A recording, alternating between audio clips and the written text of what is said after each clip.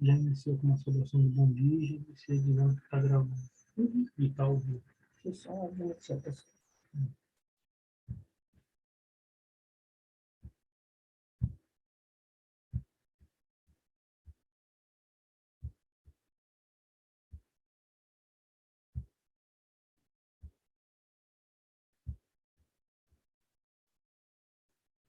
Onde que está gravando?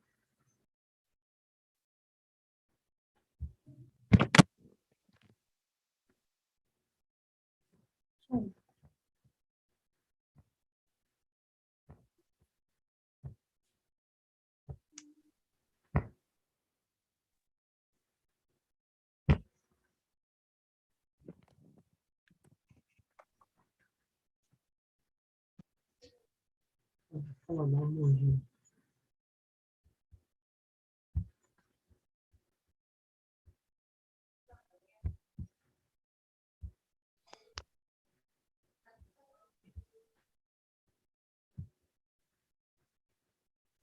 Dá só um bom dia. Dá um bom dia, só para ao vivo. Bom dia, pessoal. Vamos começar, né? Porque a gente já deu uma tolerância, nós já admitimos mais 3 pessoas, estamos em 12 pessoas agora. Bom dia, doutora Vilma. Bom dia a todos. Bom dia. Grata pela presença de todos vocês, né? Gostaria de dizer que o mês de setembro é consagrado à doença de Alzheimer no mundo inteiro, né? A Abras RJ e todas as suas regionais estarão organizando vários eventos presenciais e remotos para informar a população sobre a doença. Diagnóstico precoce, especialidades médicas a indicar, tratamentos não farmacológicos e, principalmente, como lidar com esse paciente com a doença, dando melhor qualidade de vida para ele e para sua família. Seu apoio é fundamental para que a Abras RJ possa continuar esse trabalho. Agradecemos toda a contribuição que vocês sempre nos dão. Um bom dia. Já está sendo gravada a nossa reunião e está sendo transmitida também pelo YouTube, ok? Professora Vilma, seja bem-vinda. Bom dia. Alô? Bom dia. Oi, bom dia. Bom dia a todos. Prazer em estar aqui mais uma vez, quantas vezes forem necessárias. Ok. Vamos Você... começar? Vamos começar. Pede Vamos. para ele começar a colocar, então. Ok, 1 minuto. Eu quero dizer que o assunto que nós vamos falar é um assunto que incomoda todo ser humano e que nós nunca estamos preparados. Apesar de nós termos 2 certezas nessa vida, que nascemos e morremos, mas nós não conseguimos nos preparar para a morte. Exatamente. Então, primeiro eu vou falar alguma coisa sobre luto, depois eu vou diretamente para os familiares que têm paciente com demência, tá bom? Isso. Vamos começar, então.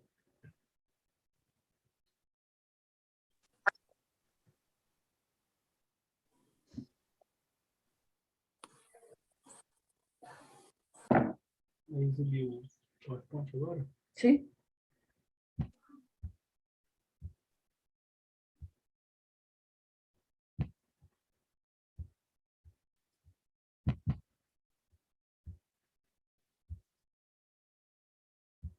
Muito bem. Eu escolhi esse título porque o título que foi colocado no pôster ficou um título muito comprido, que é um título com explicação, né, do que a gente está querendo.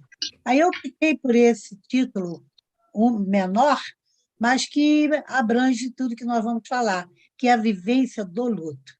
Por não? Pode passar. Bom, primeiro eu quero conceituar o que é esse luto, né? O luto é um processo lento, claro que doloroso, que vai se caracterizar por uma tristeza muito grande, profunda, que nós sentimos devido à morte de alguém. É um período de recolhimento, introspecção para que a gente possa assimilar esse sentimento de saudade e aceitar essa nova realidade sem a pessoa aqui conosco. Pode passar? Bom, eu gostaria de caracterizar que existe um luto normal e existe um luto patológico. Mas que história é essa? Luto normal? Sim, esse marco entre luto normal e patológico está diretamente ligado ao tempo do pós-morte. Pode passar? Esse luto chamado normal, como eu falei, de acordo com a duração do tempo, ele é dividido, caracterizado em 3 fases. Uma fase que tem uma duração pequena, de 4 a 6 semanas. Não é muito frequente, né? Em 1 mês, em 2 meses, uma pessoa a gente caracteriza esse luto logo após, 1 mês, 2 meses depois, onde o indivíduo vai ter um choque, uma descrença muito grande. Nessa hora, muitas pessoas desacreditam em Deus, desacreditam no outro, ficam muito desesperadas com relação a isso. E se torna, às vezes, até pessoas frias, calculistas, difíceis da gente conviver. Eles sentem um vazio, houve uma perda, um buraco na vida deles, né? E aí vai ter confusão cognitiva também. Quer dizer, pode estar mais esquecido, pode estar com a atenção diminuída, pode estar com apatia, sem vontade de fazer nada, surge uma ansiedade que oscila, um dia está melhor, outro dia está Tá melhor, tudo bem, de a repente fica insônia e ocupado, a às vezes perda ela do não fica no apetite. celular Então, mesmo, logo no tá? primeiro mês Ei, e no segundo mês, é isso que acontece. Na segunda fase, aí já tem uma duração de 6 meses. O choro ainda existe, tem pessoas que choram até muito mais tempo. ela Ainda colocou tem tudo melhorando, foi isso o que ela colocou.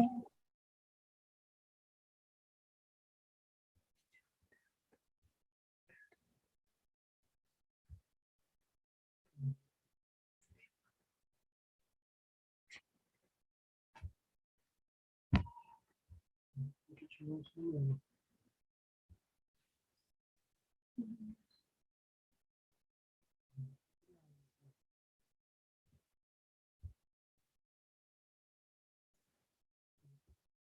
Pede para ela ativar o som dela. Doutora Vilma, ativa seu som.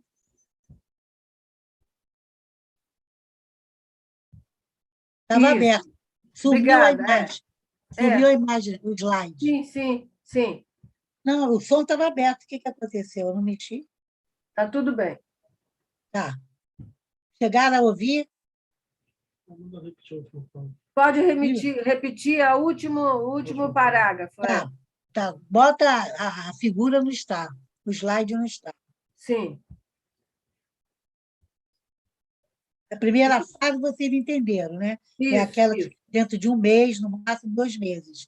A segunda fase são 6 meses. Aí a pessoa está mais deprimida, o choro está mais fácil, uma apatia, a insônia sempre está presente. Não está aparecendo o slide. Tá aparecendo? Não? Não, Não, não está. Tá. Não. Para mim, não. apareceu, então.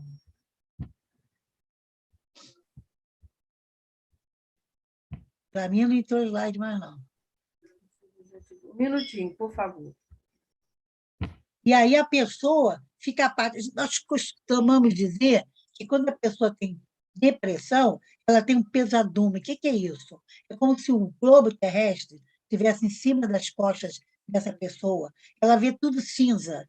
Na depressão, essa apatia, perda do apetite, essa inércia que o paciente entra, isso ocorre dentro de 6 meses. Depois, a terceira fase é a de mais de 1 ano, que a gente vai falar o que vai acontecer. Porque, como eu falei, o luto normal ele tem a duração de 6 meses a 1 ano. Quando passa de 1 ano, ele é chamado luto patológico. E vocês vão ver uma coisa interessante que eu vou falar aqui, que eu resolvi destacar, é que quando nós falamos do luto patológico, ele é diferente no homem e na mulher. Ele tem uma diferença quanto ao gênero. Eu também trouxe isso aqui para vocês. Não entrou, gente. O que houve? Ativou o compartilhamento. Houve algum problema no som que desativou o compartilhamento da tela. É, porque eu estava com o meu som aberto. Mas houve, quando a gente tirou o som, porque das pessoas, saiu da senhora também. A gente está tentando resolver aqui. Um minutinho. Vai entrar outra vez. Agora Isso, entrou? isso. Tá bom, aí, tá bom. Entendeu? Então, aquela fase de 2 meses, de 6 meses, onde o indivíduo ainda está muito deprimido, né? Muito deprimido. E fica tentando explicar. Podia ter feito isso, podia ter feito aquilo, fica tentando explicar aquela morte. E fica na busca. Por isso que muitas pessoas têm até que mudar de residência, porque não consegue permanecer na mesma casa, porque fica buscando o morto dentro da própria casa. Já a terceira fase, que é aquela que eu falei, que é o limite que a gente considera como normal, que é de 1 ano. Aí começam a desaparecer sintomas somáticos, dor de cabeça, mal-estar, tonteira, e aí o indivíduo vai se desenvolvendo para uma nova identidade, novos papéis que ele vai ter que representar. Por exemplo, eu estou passando por isso. Depois que eu fiquei viúva, eu passei a chefe da família. Então, um papel que eu não gostaria de estar fazendo, mas a gente começa a ter que mudar novos papéis. E também desenvolvimento de novas habilidades. Quantas vezes a pessoa, somente se for casal, né? Marido e mulher, a mulher nunca soube nada que acontecia em casa. De repente, ela tem que ir ao banco, de repente, ela tem que assumir uma opção de coisa. E o homem, geralmente, é ele que faz as coisas. Ou quando a mãe morre, quer dizer, aí você tem que assumir as coisas da mãe. Quer dizer, então, realmente, depois de 1 ano, as coisas vão se acalmando e você vai vivendo dentro da realidade, apesar de ter tido essa dor tão grande durante esse ano. Pode passar? Já no luto patológico, pode passar? Já no luto patológico, como eu falei, ele vai piorar quando a pessoa fica mais no isolamento. Se a pessoa, durante esse ano, tem um processo em que ela precisa ter o luto, sim, nós temos que ter o luto, nós temos que encerrar com esse capítulo da nossa vida. Mas, se demorar muito, vai ficar patológico. Então, a gente tem o prazo de 1 ano para não se isolar. Se isolar, a coisa vai ficar pior. E existe diferença quanto ao sexo. Isso é muito interessante. Os estudos mostram isso. Nos homens, os viúvos são mais vulneráveis no primeiro ano após a perda, principalmente aqueles que se mantêm isolados. E eles apresentam queixas físicas, mas é muito mais fácil o homem arranjar o segundo parceiro no caso de esposa perdida, né? No caso de pai, de tio, de irmão, aí é outra história. De filho é outra história. Você não vai poder substituir. Mas no casal, o homem substitui com muito mais facilidade. Nas mulheres, às vezes, esse período é maior, segundo, terceiro ano após o acontecimento. E as queixas que as mulheres apresentam são mais da ordem da saúde mental, principalmente depressão. Depressão, ansiedade, insônia, apatia. Então, muita coisa da parte mental. A mulher sofre mais na parte mental. Ou porque a mulher sempre é mais sensível, né? A mulher é cuidadora mor, quer dizer, ela cuidava, deixou de cuidar. Porque quando a pessoa, no caso, eu vou falar depois lá na demência, que a pessoa fica muitos anos cuidando de outra, quando essa pessoa morre, você tem que se preparar para o óbito, né? Próximo, por favor. Bom, e aí eu queria destacar quais os motivos que não permite que atrasa que esse luto seja resolvido. Nós temos que ter o luto, mas temos que resolver o luto. A culpa excessiva. Começa a se culpar, achando que não fez isso, que não fez aquilo, podia ter corrido para lá, corrido para cá. Isso prejudica muito. E outra coisa interessante, a perda atual, essa perda no momento, vai estimular as perdas anteriores. Aí você vai lembrar do pai, vai lembrar da mãe, vai lembrar do filho, dentro dessa perda atual. Isso também não é bom. E os fatores sociais. Quer dizer, quanta mudança social. São perdas até que não são inconfessáveis no casal, e mesmo que não seja no casal. Então, são perdas graves, mudança de nível social, perda de bens, ou quem não tinha nada mas tinha afetivamente aquela pessoa, né? E aí, muitas vezes, é uma paixão que a pessoa tem escondida de alguém que não pode revelar, e essa pessoa morreu, e você está sofrendo porque essa pessoa morreu, você não pode confessar para ninguém, porque seria considerado proibido e pecado. Próximo, por favor. Eu também quis destacar aqui, eu escolhi alguns pontos, né, do luto que eu achei mais importante. Por exemplo, prognóstico. Prognóstico é o que você prevê, né, que vai acontecer. Então, existem questões que ajudam no prognóstico de um bom ajustamento. Ou seja, provavelmente essa pessoa vai se adaptar, vai tocar a sua vida, vai retornar ao seu espaço. E aqui eu trago os mais importantes. Por exemplo, a adaptação em 1 ou 2 meses após a perda. Quer dizer, quanto mais rápido o indivíduo se adaptar à perda, o prognóstico é bom, ele vai sair bem, ele vai retornar à vida dele. Principalmente quando cuidou da pessoa com câncer, ou uma pessoa que estava gravatária no leito, você dedicou toda a sua vida, 20, 30 anos, aí é difícil você fazer essa adaptação. Se a pessoa consegue, em 2 meses, lembra? 4 semanas ou 6 semanas, se adaptar, então ela realmente tem um prognóstico de vai ficar bem. Condição socioeconômica elevada, é claro. Quem tem o dinheiro, quem tem condição socioeconômica, ela vai ter uma chance de resolver melhor o seu luto. Uma boa saúde física e mental anterior à perda. Quer dizer, se ela estava bem, uma pessoa que tinha uma cabeça sadia, não tinha nenhuma doença psíquica, ela também vai se ajustar a essa nova realidade. E muito interessante, a presença de confidente, a pessoa que ele possa falar. Porque o que acontece é o seguinte, quando você tem uma perda, você quer falar dessa perda. É isso que está te incomodando. E as pessoas não querem te ouvir. Ai, lá vem fulana outra vez falar a mesma coisa. Ninguém compreende, é igual suicídio. Quando o cara está em ação suicida, tem que deixar ele falar. É a mesma coisa aqui. Ele tem que falar do luto, da perda, das lembranças, tem que falar, e ninguém quer ouvir. Então, quando você tem alguém que você possa falar dessa pessoa que foi embora, qualquer pessoa, de qualquer relacionamento que você tenha tido, isso também é bom, a presença de alguém que você possa confidenciar a sua vivência. Isso é muito importante e indica que você vai sair fora disso. Próximo. Agora, pode ter um mau prognóstico, né? Ela vai ficar com esse luto, muitas vezes manipular esse luto para ter sucesso, para ter vantagens. Então, a gente tem que ter muito cuidado até que ponto realmente é um sofrimento ou até que ponto está manipulando uma situação para ter vantagens.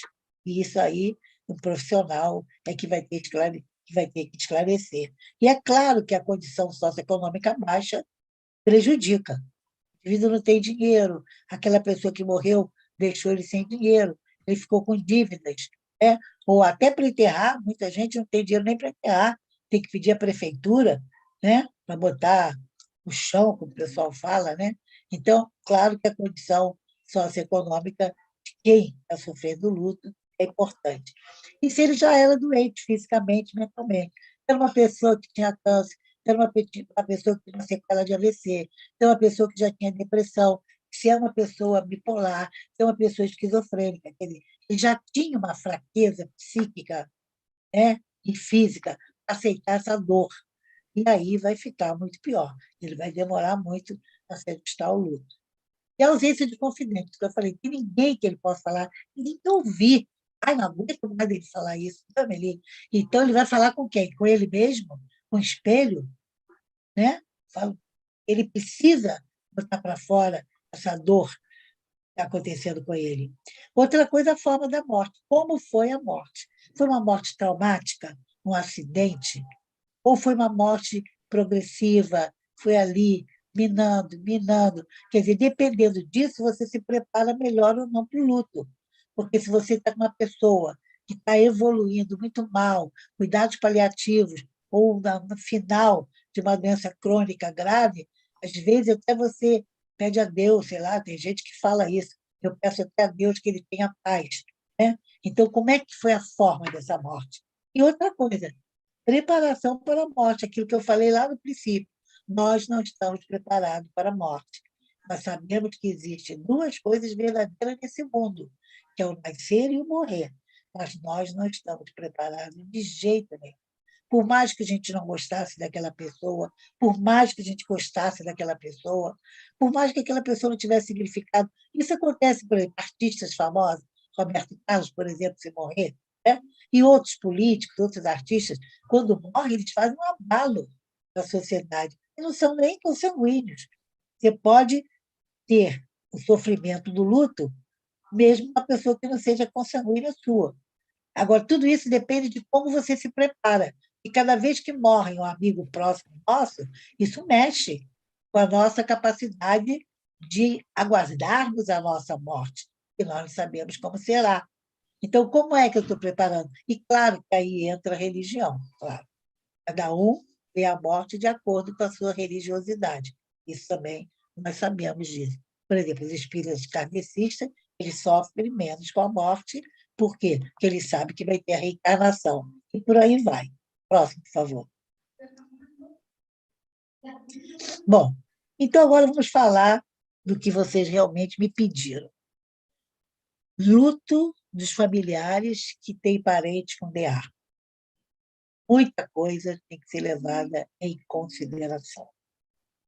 Primeiro, qual o familiar que está cuidando?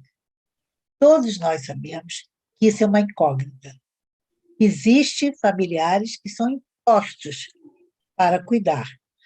Geralmente, a mulher, filha solteira, que tem bom salário, que mora numa casa boa, não é isso? É que vai cuidar. Então, vocês vão receber de presente uma pessoa que está com comprometimento grave da sua capacidade cognitiva. É isso? Então, qual é o familiar que vai cuidar? É um familiar que gostava? É um familiar que convivia? É um familiar que tem laços afetivos, laços consanguíneos? Ou não é? É uma empregada que nunca viu, de repente você bota em casa para cuidar? Ou é uma cuidadora que já está 40 anos, 30 anos na família? Quer dizer, quem é? Primeira coisa. Porque dependendo de quem ele seja, o luto vai refletir de maneira diferente. Como é a relação anterior, né? O paciente que cuida dele. Quem era essa pessoa? Esse paciente, eu vou falar aqui, vai depender da fase em que ele está. Se ele está numa fase inicial, vai ter uma pessoa lá para cuidar. Ele conhecia antes, ele sabe quem é, né? Então, isso aí tem que ser levado em consideração. É o filho querido ou é a filha que ele maltratou, que ele sempre não gostou, nunca trouxe bem? Tudo isso é muito importante. Essa relação tem que ser uma relação de respeito e de carinho para esse paciente que está com doença de Alzheimer. Não pode ser ao contrário, de maus tratos, não pode. A gente vê tanto falar isso, né? Tem que ter paciência, tem que ter respeito a essa pessoa que está perdendo a sua identidade, que está perdendo a sua cognição. E qual fase que esse paciente está? Está na fase inicial? Está na fase moderada? Está na fase avançada? Tudo isso vai depender do nosso sentimento quando ele realmente morrer. Por quê? O nível socioeconômico e educacional de quem cuida também tem a ver, claro. É uma pessoa que faz com dinheiro, bota vários empregados, cuidadores. Aí, tudo isso vai amenizando esse sofrimento. E, como eu falei, a religiosidade. Se a pessoa tem fé, segue uma religião, ela vai encarar a morte de acordo com a sua religião. E, consequentemente, o seu luto vai ser também de acordo com a sua religião. Pode passar?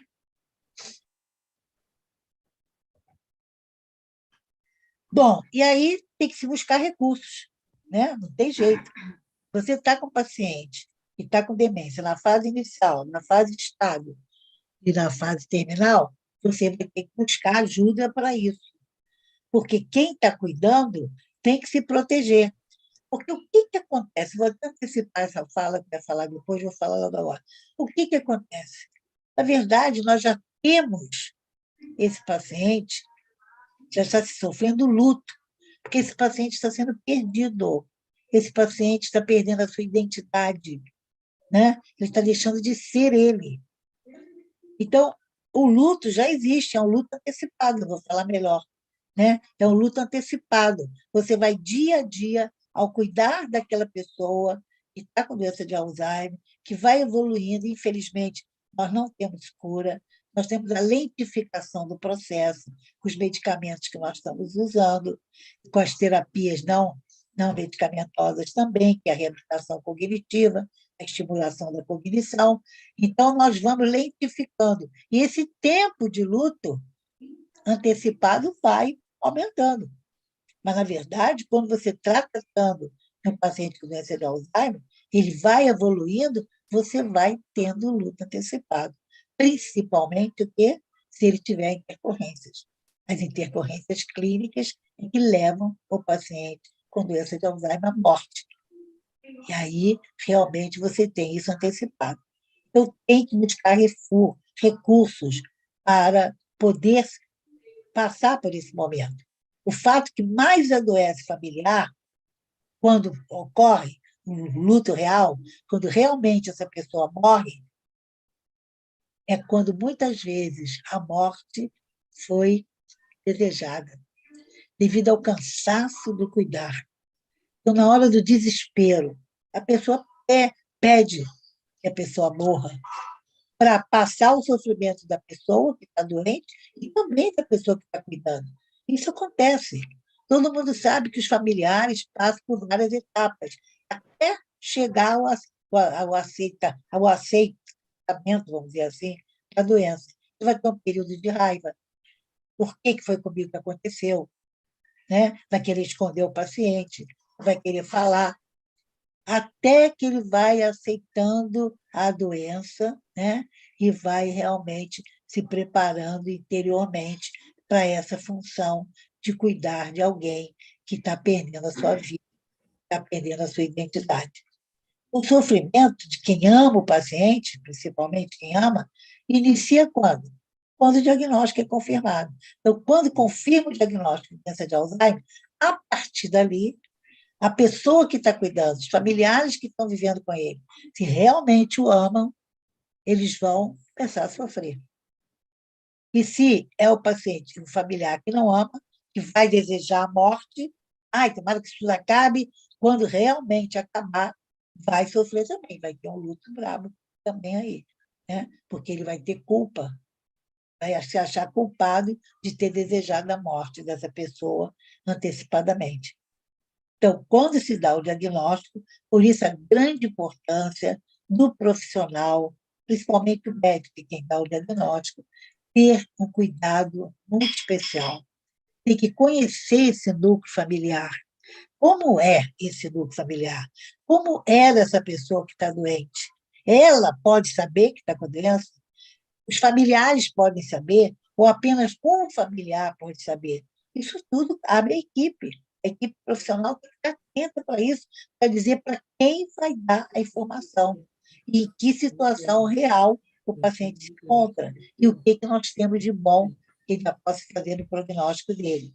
Tudo isso tem que ser conversado com pessoas que estejam preparadas para ouvir, porque senão é um caos total.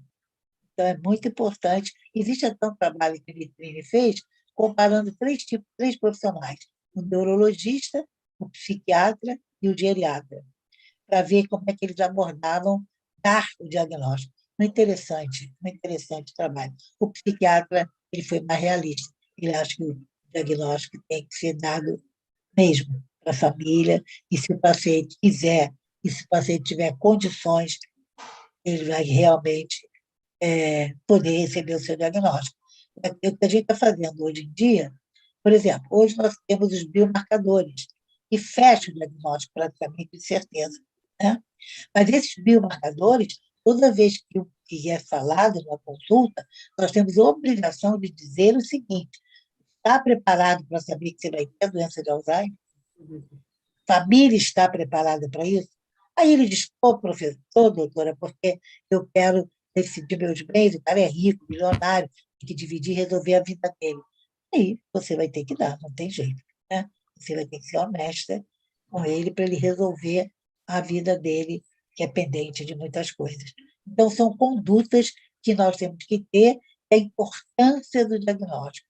Tentar dar o diagnóstico o mais de certeza possível. Se está com dúvida, peça recursos a outros profissionais. Nós sabemos que nós temos que trabalhar com a equipe multiprofissional. Não podemos trabalhar o médico sozinho. Mesmo essas 3 especialidades, como psiquiatra, geriatra, neurologista, nós precisamos de físico, fono, TO, enfermagem, todos. É uma doença multifacetária e ela tem que ser tratada e acompanhada. Nós não temos a cura, mas temos o tratamento. Pode passar outro? Bom, e aí eu quero destacar a importância da ABRAS, né?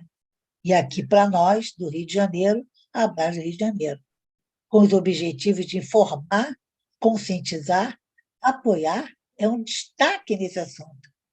É onde a gente vai buscar ajuda, tentar participar dos grupos, tentar assistir o máximo que puder essas lives, essas conferências, esses encontros. A única coisa boa, teve outras menores, mas, na minha opinião, a coisa boa que a pandemia trouxe foi isso.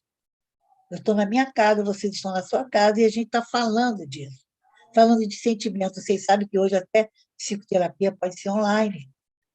E a psicoterapia online, você falar de você, dos seus sentimentos com outra pessoa, através de um aparelho, isso deu acesso a muita gente que deprimiu, muita gente que quis se matar, né? Muito suicídio, né? Com a pandemia. Isso foi facilitado porque ele tinha o psicólogo na frente dele para falar: estou sentindo isso, isso, isso, isso. Então, a coisa boa da pandemia foi exatamente que a gente acabou aprendendo a fazer isso, e isso tem nos ajudado muito. A gente assiste congressos internacionais, né? Nós passamos artigos uns para os outros. Muitas vezes você não tem condição nem de ir ao congresso, nem de ler a tal revista. Então, essa comunicação online foi muito boa. E a Abras tem essa preocupação. Durante todo o período da pandemia, nós usamos esse instrumento online, remoto, a Abras Nacional, todas. E o engrandecimento foi impressionante. Não sei se a Eliana concorda comigo, mas eu acho que houve um engrandecimento enorme da Abras, de uma maneira geral, e com as regionais, com a presença do online. Antes a gente não tinha tanto desenvolvimento assim. Estamos na Abras há muitos anos, só a nossa aqui tem 28 anos, né? E a gente não tinha essa facilidade que nós temos hoje de saber o que está acontecendo no Nordeste, que está sabendo em São Paulo, que está sabendo no Sul, em Minas. Então, isso foi muito bom, muito bom. A Abras, na minha opinião, cresceu muito, muito, muito com, com o uso da divulgação remota. Pode passar outro, por favor? Bom, o luto já existe antecipado, aquilo que eu falei. Quando o paciente tem o diagnóstico desse, ele perde a autonomia, ele deixa de gerenciar a vida dele, ele perde a independência, ele não tem mais capacidade de ir e vir, ele deixa de ser um cidadão, por isso que ele é interditado. Ele deixa de ser um ser. Vejam só como é que isso é muito grave. Na minha opinião, a doença mais incapacitante que existe realmente é a demência. Porque as outras incapacidades motoras, ocular, auditiva, tem ainda alguma coisa para se fazer. Mas quando você perde a sua identidade, você deixa de ser você, aí não é brincadeira. Aí realmente você precisa de cuidador. Você precisa que essa família esteja estruturada. Você precisa que exista uma política de saúde. E agora a gente está tendo uma política de saúde para a demência, está saindo aí o plano para a demência.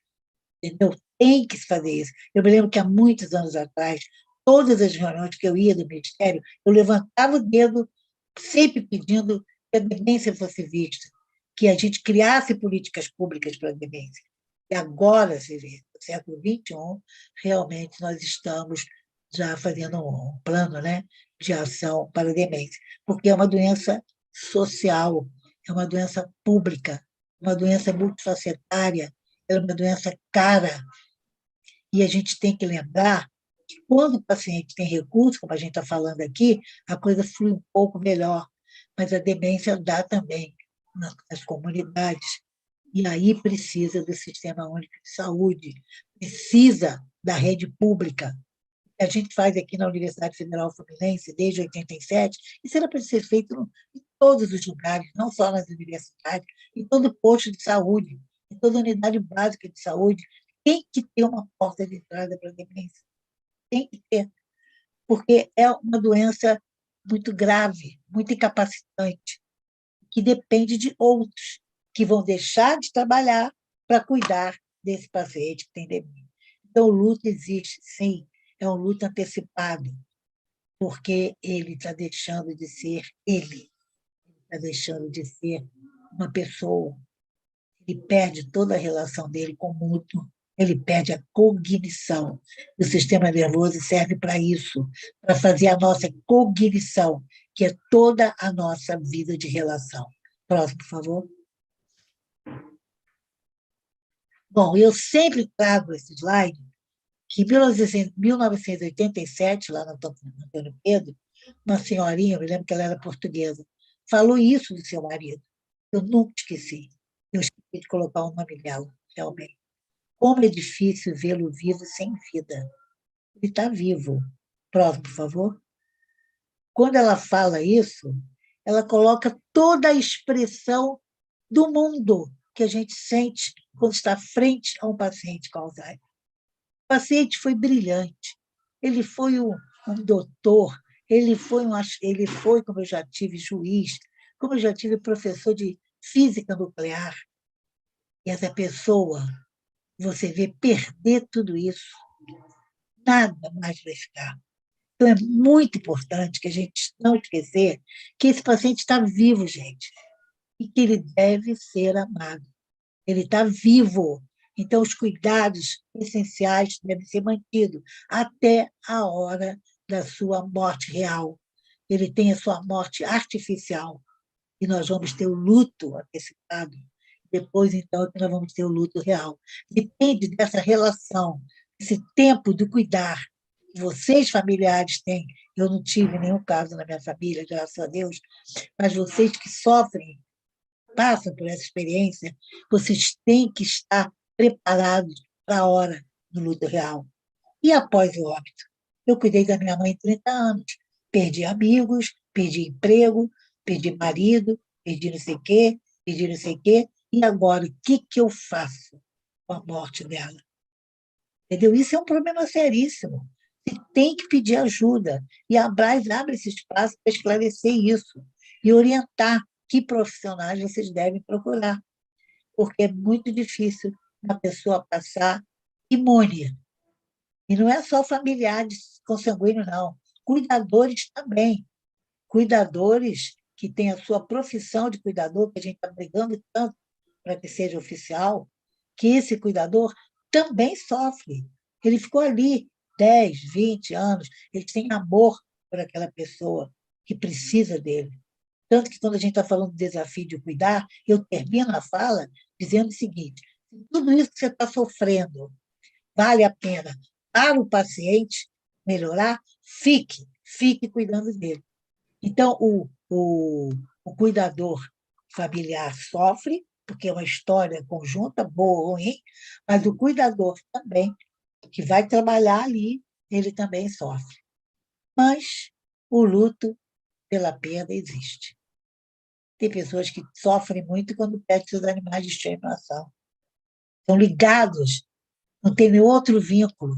Tem um animal de estimação e sofre com a perda. Então, o luto existe. Então, sempre que nós temos uma perda, esse luto vai existir.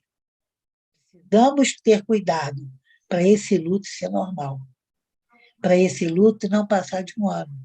Então, a gente tem que buscar na sua vida preencher essa perda, do que você puder.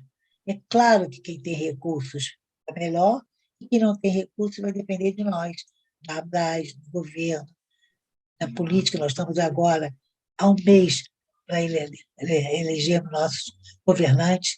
Tudo isso a gente tem que pensar na hora que governa. Por isso que a gente está fazendo a campanha 70 anos ou mais, de votar. Votem, os idosos têm que votar. Nós somos a maioria. Nós temos que votar em quem estiver preocupado com tudo isso que a gente vive. Porque a velhice, quem vive é o velho. Então, as nossas necessidades, os nossos candidatos que forem cobrir nossas necessidades, aí sim a gente deve votar. E o luto deve ser respeitado. Alguém tem que ouvir. Lembra que o confidente é importante. Eu termino, mas o luto pela perda existe. E a gente não pode evitar. Muito obrigado por terem me ouvido. Obrigada, doutora Vilma. Agora vamos abrir para as perguntas, mas antes disso, eu gostaria até de falar, no início da pandemia, né? A professora Vilma lembrou bem, todos nós ficamos sem saber o que fazer, todos nós, cada um num canto da cidade, e eu fiquei muito só, muito telefonema de familiar, de cuidador desesperado, com medo de ser demitido, a família com medo desse cuidador trazer a Covid para dentro de sua casa e contaminar, né, o paciente. Foi desesperador. E juntou tudo isso, os cuidadores pedindo documentação para transporte. Eu acabei assim assimilando todo esse desespero de todo mundo e acabei adoecendo também. Mas, graças a Deus, consegui superar. E vale assim lembrar que, com a ajuda do José, né, grande amigo nosso, a gente criou o projeto Quarentena, né? A Braz RJ criou o projeto Quarentena no Alzheimer, e a gente pôde assistir muitas famílias através desse projeto, com informações diárias em nossas redes sociais, do Facebook, com informação, esclarecimento, orientação. Então, graças a Deus, nem todas as regionais puderam fazer isso, mas a gente conseguiu fazer de uma maneira bem bacana, com boas informações de qualidade, com vários profissionais que nos ajudaram, né? Isso foi maravilhoso. Eu gostaria agora de abrir para pergunta. Eu tenho uma pergunta para fazer, mas eu vou esperar vocês, ok? Somos 20 pessoas assistindo, tá ok? Aí liga o som. A gente liga? Vocês mesmos ligam o som, tá? Cada um na hora. Vamos lá? Maria Lúcia abriu. Abrir. Posso dar um testemunho? Deve. Eu estou passando por um luto. Sim. Aliás, nunca pensei de passar por isso, não conheço ninguém. Eu perdi minha filha tem um mês, dia 29 do mês passado. Fez um mês agora. A missa foi segunda-feira. Eu estou passando por isso, então eu sei a dor. Graças a Deus pela nossa formação, eu estou vivenciando bem, aceitei porque foi um CA daquele que tomou tudo, já estava na última semana no cérebro, e eu vi aquele sofrimento os últimos 2 meses, acompanhei o tempo todo na UTI, então eu sei como é duro esse assunto, como é bom a doutora Vilma falar sobre isso. Isso realmente é muito bom, é um acolhimento que dá àqueles que já passaram, que estão passando ou que ainda vão passar, não é? Uhum. Porque é muito bom, doutora. A senhora, eu amo a senhora sabe disso, né? Eu tenho Obrigada. Te amo mesmo. É uma realidade, né? Minha professora querida. Então, eu amo muito. Então, é isso, é duro mesmo, gente, mas dá para passar, e a gente supera cada dia as dores, uma coisa que a Vilma até me comentou, falou dos sentimentos, mas cada dia é um, sabe? No final, você vai se sentindo assim, quando você vai ver que a morte está chegando, você vai tendo uma culpa. O que eu poderia ter feito? Eu botei no mundo, eu quis engravidar, pai não queria, eu quis, entendeu? Então, eu sozinha para tudo. e o marido não conseguiu ver, o filho também não. Eu fiquei, meu filho tirou, o do meio tirou dias de trabalho para ficar as últimas 2 semanas comigo na UTI. Então, é isso aí. Vários sentimentos passam, cada dia é um, sabe? Quando junta aqueles na véspera assim, da morte, que a gente vai ouvindo para o médico, olha, não temos mais nada que fazer, agora dá uma tranquilidade para ela partir. No dia seguinte, ele já diz, ela está se despedindo da gente, já vão dizendo assim, já preparando a gente. Então, cada dia é um sentimento. Pesa, pesa. Mas a gente vai superando e vai vendo aquele conforto dela não estar mais ali, com aqueles aparelhos todos, querendo respirar, porque pegou até o pulmão, é até o cérebro, viu? Mas ela foi até o cérebro. Ninguém sabe onde começou.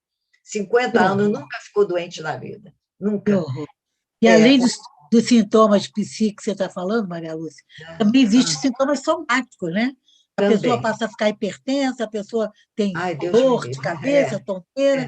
Quer dizer, cada dia vai tendo uma visão. E aquela coisa que nós falamos aqui, de desejar que a pessoa morra, de tanto sofrimento. E aí, quando acontece isso, depois que a pessoa morre, aí o luto fica mais difícil.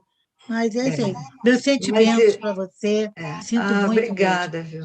Não, ela descansou, eu sinto que ela está melhor, eu estou mais tranquila, porque ver o sofrimento de um filho naquela situação é muito difícil, muito difícil.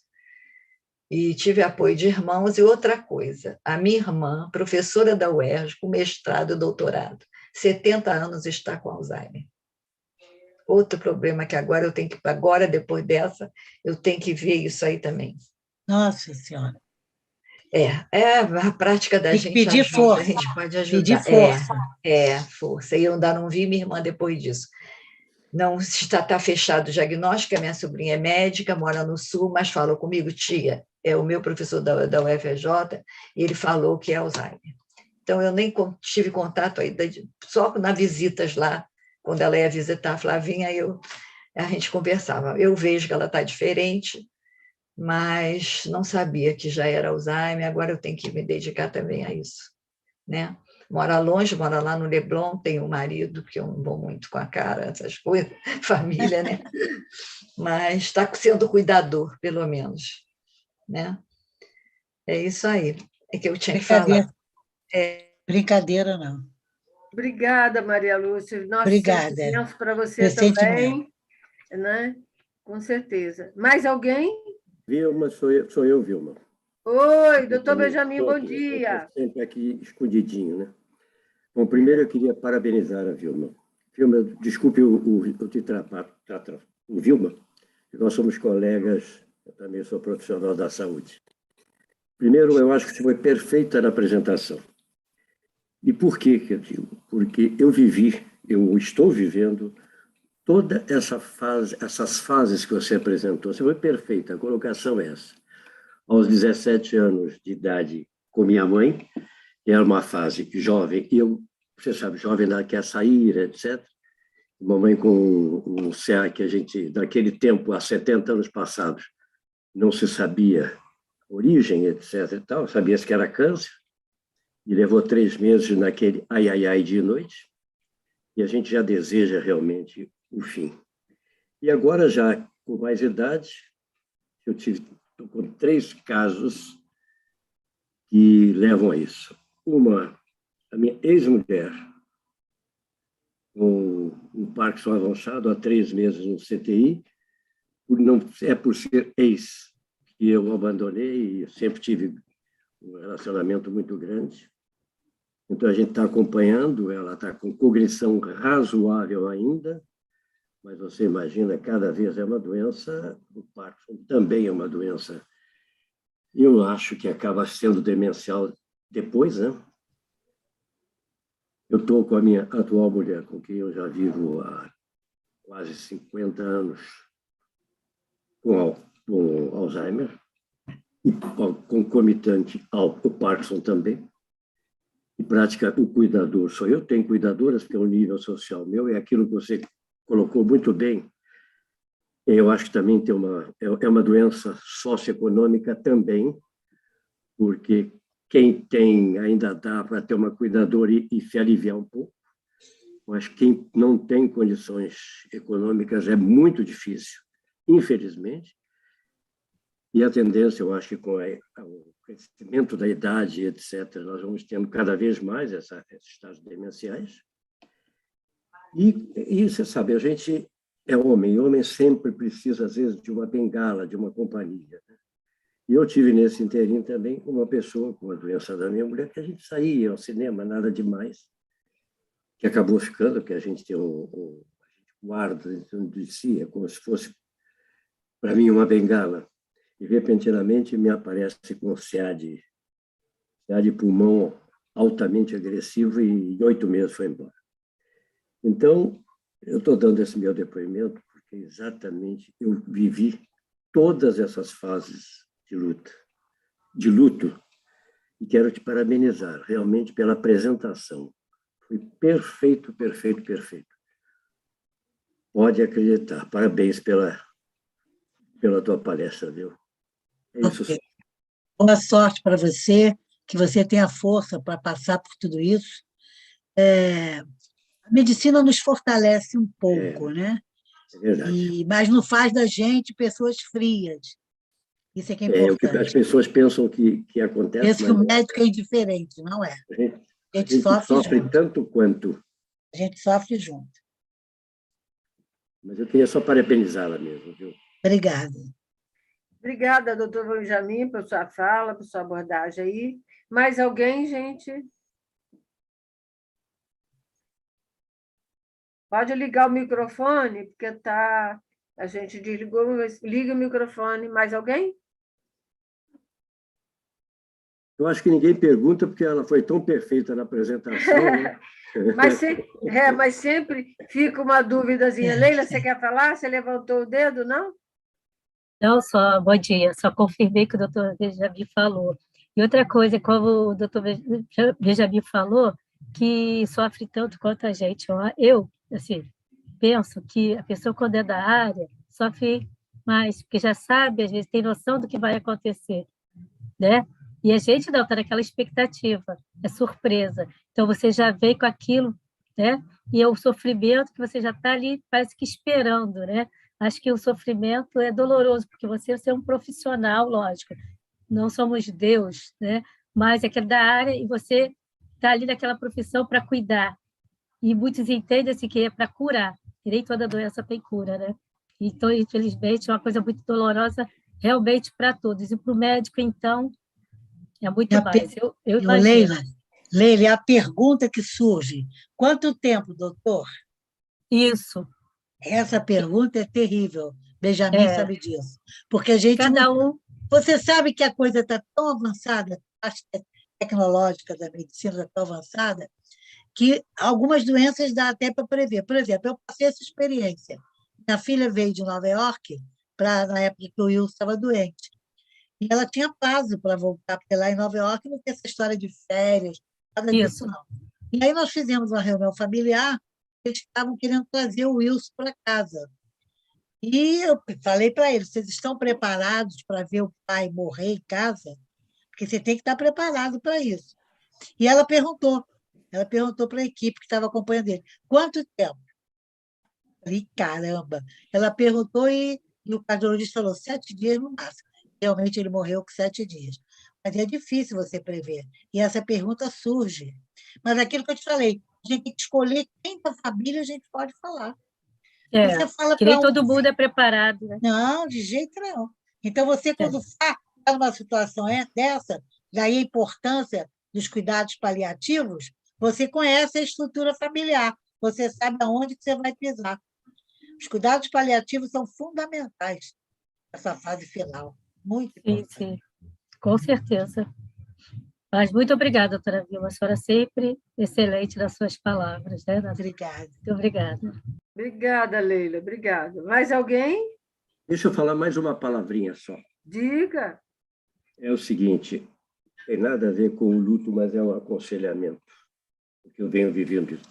Gente, carinho, carinho, carinho. sim. Eu acho que é uma palavra-chave. Nunca é demais, não é? Eu falei carinho e respeito, né? É, É nunca é verdade. demais, com certeza. Coloquei lá. E como Muito diz outro, se for pouco, a gente aumenta a dose, não é? Mas eu gostaria de falar, na verdade, professora Vilma, existe as pessoas se desesperam nesse momento e se ligam muito à religião, né? E, por um lado, também eu já escutei várias vezes, na época que a minha irmã estava muito mal, e eu não queria, por nada nesse mundo, perdê-la, né? E minha irmã era nova, eu tinha 58 anos, com um CA de mama devastador. Em 8 meses ela se foi. E quando ela estava muito mal, eu desesperada no hospital, viajei para lá e tal. E eu tive um grande amigo, a senhora conheceu, que foi o Paulo Bernardo, que me ajudou muito na Brás. O Paulo Bernardo foi uma pessoa que me ensinou muito, me ajudou muito. Com certeza, a Brás não seria o que é sem o apoio dele durante muitos anos, né? E ele me ligava de manhã, de tarde, de noite, me dando força quando a minha irmã estava mal. Então, normalmente é o contrário. Nós somos egoístas porque aquela pessoa está sofrendo e a gente quer que ela fique conosco, né? Não, eu não quero perder minha irmã, não quero perder meu pai, não quero perder minha esposa, e por aí vai. Não importa o sofrimento dela, nós pensamos em nós, que a gente não pode perder aquela pessoa. E eu me lembro muito que o Paulo Bernardo, nesse momento de muita dor, conversando comigo, e ele me disse que eu conversasse com ela e desse a ela permissão para ela ir embora, porque ela estava sofrendo naquele momento e não ia embora porque eu não deixava. E eu chorando o tempo todo com ela, então eu segui aquele conselho dele e eu era uma das poucas pessoas com quem ela ouvia, porque eu acho que o câncer tirou, ele foi metástase para o cérebro também e para o ouvido, porque eu percebi que ela perdeu a audição e a vista, do jeito que ela falava. Então, eu abracei e pedi que ela se fosse, que tudo ia ficar bem, que, inclusive, nasceu o neto dela. Ela faleceu no dia 9 e o neto nasceu dia 8. Então, ela soube que esse neto nasceu. Então, eu avisei. Então, foi muito triste para mim, mas eu tive coragem de fazer isso. E no dia seguinte ela se foi. Então, a gente ter essa consciência, essa coragem, nesse momento, é doloroso.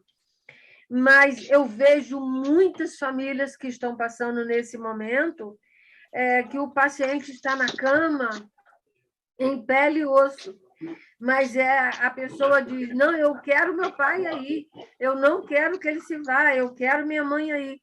Quando aquela pessoa está numa vida vegetativa, é muito triste.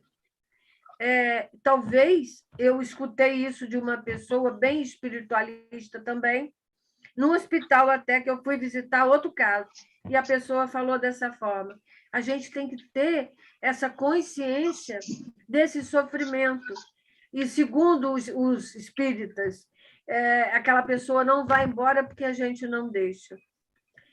É muito difícil a gente conseguir passar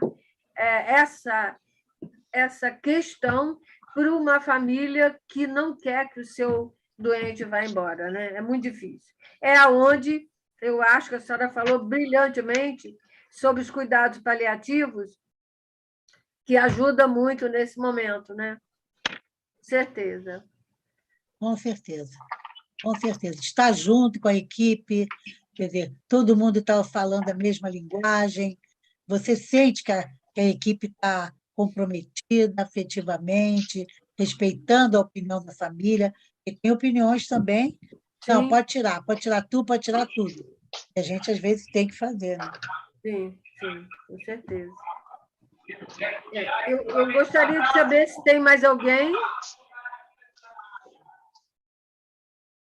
Patrícia? Patrícia do Rio. Oi. É Patrícia? Ah, tá. Eu pensei que fosse Tô meio outra. sumida. Peraí. Patrícia Oh, do meu Rio. Deus. Estou tentando. Tá, Tô tentando, espera. enquanto você tenta aí, Volta aqui. deixa eu ver só com a Luciana. Luciana, você está aí? Luciana? Eu acho que ela precisou sair. Luciana? Tá. Bom, deixa eu só, enquanto Patrícia consegue resolver as questões para ela entrar, no mês de setembro a gente gostaria de participar toda Oi. semana. Oi, Luciana? Não, Patrícia. Tudo bem. Tá bom. Pode falar, Paty, pode falar.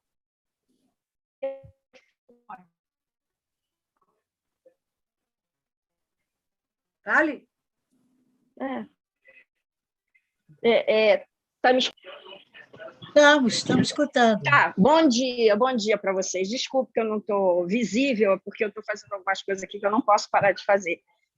Antes de tudo, parabéns, Vilma, pelo Sempre Seus Relatos são maravilhosos. Espera um pouquinho só, espera aí. Está havendo uma conexão. Eu sei. Patrícia e Ana Lúcia. Meu marido, fanático por futebol, está vendo os jogos dele aqui italiano e estamos todos fechando as portas, eu e Vitor.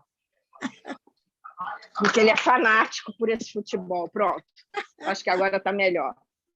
Então, a respeito desse luto, né, que todos falam, né? O meu luto era diário também, né? Foram 11 anos. E uma coisa que eu fazia toda noite, eu dava um beijo nela, né? Como a Eliane estava dizendo, essa parte espiritual, eu dava um beijo nela e me despedia toda noite, os 11 anos. Eu me despedi dela, porque eu me tranquilizava com isso. Agora, eu não entrei antes na sala porque eu fui ver o filme, Liane. Eu chorei muito, estava chorando muito. O filme que vocês mandaram, acho que foi você que mandou, maravilhoso. E realmente fala bem ali da pessoa que cuida, que deixou tudo, o marido que deixou tudo para ficar com ela. E é assim que eu me senti com minha mãe.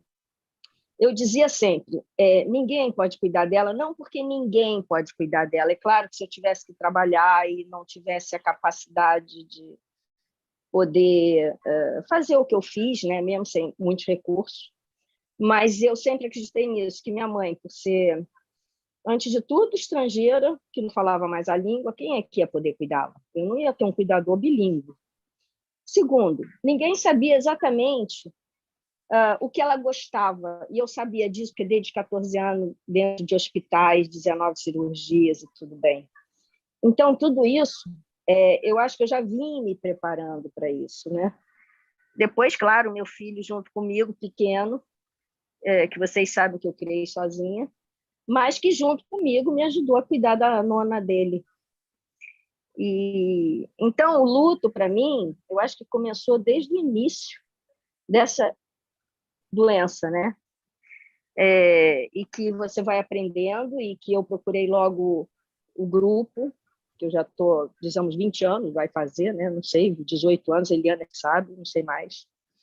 E então, o grupo para mim foi importante, porque sempre eu falei que ele era a minha prevenção. O grupo para mim era prevenção. Tudo que eu sabia ali, eu sabia que podia ou não acontecer com a minha mãe. E quando acontecia, eu encontrava um modo. Eu tenho um médico de família maravilhoso, um grande amigo, que tudo me apoiou. A Brás, que me apoiou. Levei para tratá-la dentro da UFRJ, porque não acreditei, desculpe, aos médicos que me estavam ajudando, né, naquela época. Eu acho que o pouco conhecimento, não sei, não me encontrei, principalmente por minha mãe ser estrangeira. Nem testes não conseguiam fazer com ela, porque, além de estrangeira, e falando só o italiano agora, ela também não sabia ler e escrever. Ela só sabia assinar o nome dela. E fazer conta. Minha mãe era boa em conta, cabeleireira, ganhava dinheiro, só sabia de conta. Então, foi muito difícil o início para mim, e apesar de ser da área de saúde, nunca acreditei que minha mãe tivesse Alzheimer, foi difícil aceitar, realmente, mas com o tempo eu fui aceitando. Tentei levar meu irmão, né, até para as reuniões, mas nunca consegui, porque meu irmão realmente, coitado, nunca não é coitado, mas eu entendo, da forma como ele foi criado pela minha mãe, era diferente. Então, ele nunca aceitou realmente essa doença. E ele não se preparou, eu me preparei. E aí, com o tempo, foi muito difícil, muito difícil. Quando você não tem recursos, eu tinha casa, né? Mas cuidar do meu filho sozinho, sem pensão alimentícia, aquela coisa, eu resolvi, aos 47 anos, me aposentei. Minha mãe foi aposentada, apesar de ter sido 30 anos, uma cabeleireira dona de salão, né? Ela era a que empregava. Depois, nos últimos 3 anos, ficou num salão que chamaram, que ela não queria ser mais dona. E nesses 3 anos, naquela época, ela acabou sendo aposentada com 3 salários mínimos, e no final ficou quase igual a mim, que eu recebia 1. E aí o meu irmão também, que nós havíamos vendido um imóvel, ele ficou com esse dinheiro e disse que durante 10 anos. Eu falei, mas 10 anos nossa mãe pode viver mais tempo. Acabou isso também, pensão da Itália também, porque quem morava fora da Itália não podia mais saber, e foi muito complicado. Então, o luto é isso, você estar ali junto, ver que aquela pessoa está indo embora, assim, mas é muito carinho, muito amor. Uma coisa que eu posso falar que eu incentivava muito ela, é o que a minha médica, né, a Margarete da UFRJ, insistia, Patrícia, não é tanto os medicamentos, mas é mais o que você faz com ela. Tente sempre, como se diz, me ajuda aí, gente, estimulá-la, né? Estimulá-la sempre, estimulá-la. E foi assim, minha mãe comeu, até os 11 anos já, ela comia sozinha, claro, com aquela coisa, pega no garfo, aí ela vai bota perto da boca, ela abre a boca, e foi bem. Nos últimos 2 meses é que ela desconectou. Aí eu entro nessa parte que a Eliana estava falando. Lá, eu tive que mudar ela de plano, o plano estava caríssimo, mas o meu médico falou, faz qualquer plano, mas tenha um plano, pelo menos para o hospital, e isso que eu fiz. E o meu foi para o SAMOC, né? Porque era o que eu podia pagar naquela época. Agora eu não podia deixar eu sozinha, não poderia. Então eu levei no SAMOC, eu conheci um grande homem, um grande médico, que no final eu fiquei com ela 12 dias, me deixaram ela ficar 12 dias com ela, me pediram, eu posso colocar enteral? Vai, coloca enteral, mas deixa eu alimentá-la. Então toda noite eu limpava tudo ali, eu fiquei com ela os 12 dias, me deixaram ficar, ela ficou de enfermaria. E uma moça que, nos últimos 2 meses, eu consegui contratar entre parentes, que me ajudou muito, ela ficou até lá, para mim, umas 4, 5 vezes. Falou, Patrícia, deixa que eu fico aqui, porque aqui se come tão bem, eu vou ficar. E aí ela ficou. Foram esses anjos que foram aparecendo na minha vida. E eu com meu filho pequeno. Então, eu saía de manhã, pedia para as pessoas da enfermaria cuidar, ia para casa, dava comida para o meu filho, tomava um banho e voltava. E assim foi. E ela ficou lá uns 4, 5 dias para mim. No último dia, que eles falaram, Patrícia, não dá mais para segurá-la aqui, desculpe. Eu falei, mas doutor, você não dá mais, sabe por quê? Já está saturando muito baixo. Tá? Eu falei, eu vou ter que levá-la para o CTI. Eu falei, doutor, então vamos dar alguma coisinha para ela, porque o meu médico, vamos tentá-la deixar aqui.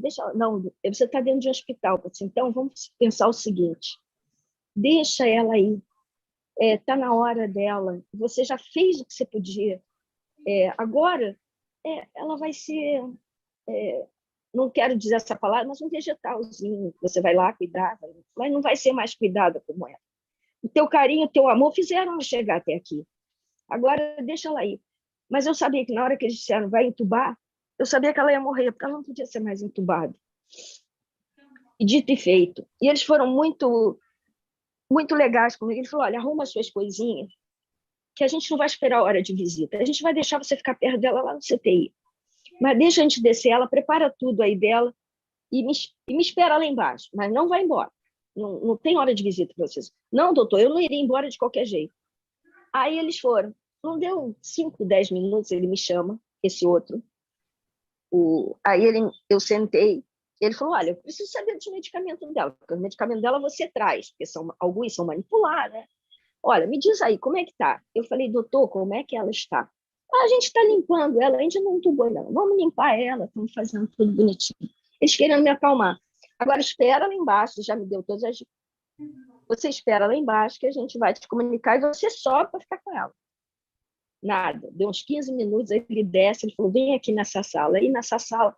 Então, a gente precisa dessas pessoas, até mesmo dentro do hospital. Ele entrou comigo e falou, olha, Patrícia, infelizmente, foi como você falou, a gente entubou, ela faleceu. Mas ela foi bem tranquila. Eu falei, não sofreu. E, quer dizer, eu não tive nela naqueles últimos minutos, quer dizer, aquele me fez muito mal. Mas eles ali, veio esse outro médico também, né, que antes tinha falado comigo, chamaram. Aí ele falou, Patrícia, ela foi bem, você fez a sua parte, tudo bem. E aí é que eu percebi que ali ela foi embora, mas ela já estava indo embora há muito tempo. Mas eu era forte, fui forte bastante, que eu falei, eu ainda tenho que levá-la para a Itália. Porque eu falei, eu vou levar, eu vou fazer o que eu tenho que fazer. E aí meu irmão veio, eu chamei meu irmão teve uma crise, né, dentro da capela com um amigo, eu falei, por favor, leva ele daqui. E eu me vi pintando as unhas dela. Eu me vi já ali perto dela, abraçado. Tudo. Quer dizer, aquilo foi me dando uma calma, mas eu acho que foram os médicos que me ajudaram muito, porque eu estava sozinha, não tinha ninguém ali. Então, eles me ajudaram muito. Essa parte espiritual é que me ajudou muito. E aí eu pedi para um amigo dele, falei, leva ele daqui, porque daqui a pouco ele vai quebrar a capela. Mas eu acho que aquela culpa que veio do meu irmão, não sei se era culpa, mas uma infantilidade, maturidade, não sei. Aí, quando foi fora, ele, desesperado, dizia, Patrícia, e agora? A gente não tem dinheiro para enterrá-la. Eu falei, não se preocupe. E quando eu me dei a responsabilidade de cuidar da nossa mãe, eu falei que ia ser até o final, e até o final. Aí, o que eu fiz com ele? Quer dizer, quanta força que veio, né? Eu falei, vamos para casa, porque agora eles vão vir aqui, vão levá-la.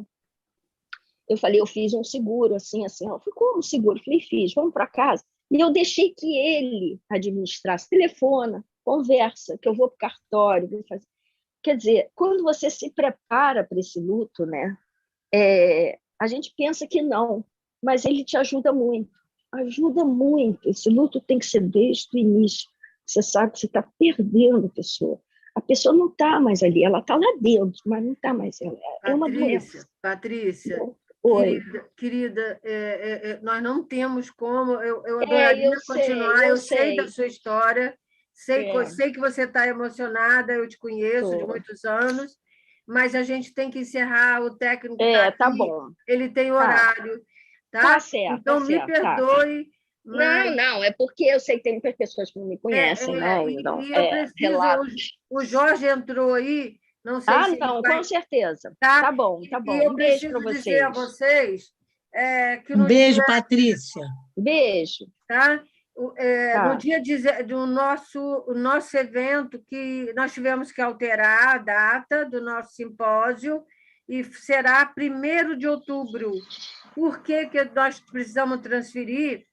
Porque a jornada da Abras Nacional é imensa, vai ser presencial e remota, com grandes profissionais, até mesmo internacional. E vai ser no dia 17. Não poderia ter Abras Rio de Janeiro e Nacional no mesmo dia, o nosso evento simplesmente não existiria pelo contexto da grandiosidade que vai ser a jornada. Então, dia 17 vai ser o evento da Nacional, simpósio. E no dia 18 eu vou mandar para vocês, vai ser um evento na Praia de Caraí, com apoio da Prefeitura, uma manhã sobre Alzheimer. Você pergunta e os nossos profissionais estarão lá para responder e tirar todas as dúvidas de cada um que comparecer lá da população, né? Eu vou mandar para vocês, quem puder participar, ok? Tá bom? E eu gostaria, o Jorge, você quer falar alguma coisa? Você entrou aí agora?